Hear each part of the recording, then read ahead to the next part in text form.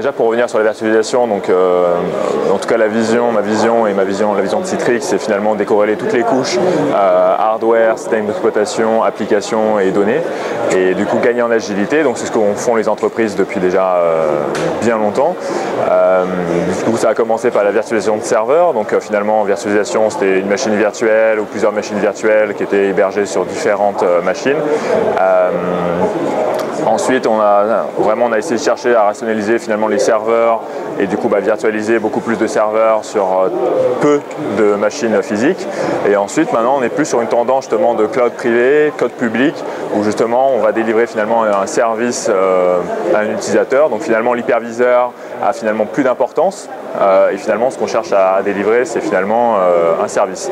Donc la virtualisation, il y a la virtualisation donc, du coup de serveurs. Donc ça, c'est déjà quelque chose, disons, de bien intégré dans les entreprises. Et finalement, de plus en plus, là, on parle beaucoup plus de virtualisation de postes de travail, également de virtualisation d'applications. On peut également parler de virtualisation de réseau, c'est encore un autre sujet.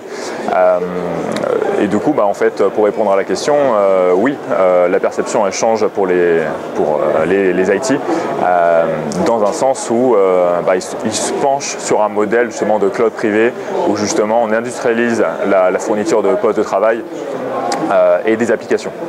Chez Citrix, du coup, quand on parle de cloud privé et du coup de cloud public, on parle également de notre offre qui s'appelle Cloud Platform, qui permet justement d'industrialiser ce type de service, que ce soit du coup dans un cloud vraiment hébergé donc chez un intégrateur ou directement en entreprise. Donc par exemple l'industrialisation de postes de travail Windows 7, Windows 8 ou éventuellement de serveurs.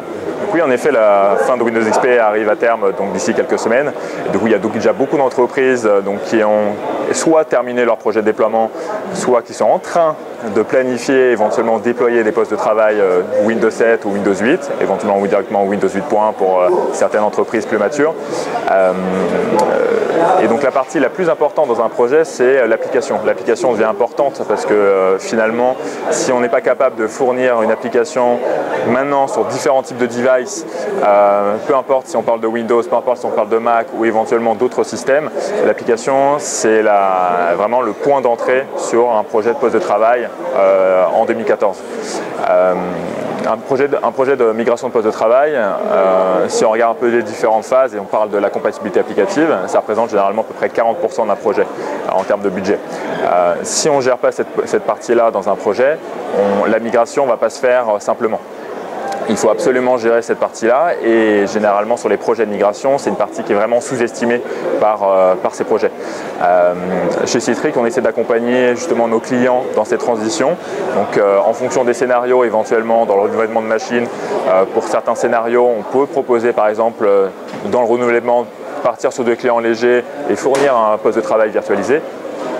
Et donc à travers la gamme ZenApp ZenDesktop, on a une solution de compatibilité et de gestion du cycle de vie des applications qui s'appelle AppDNA, qui permet justement de connaître la compatibilité de ces applications et connaître le niveau d'effort à prendre en considération pour son projet dans le portage de ces applications vers ces nouvelles plateformes.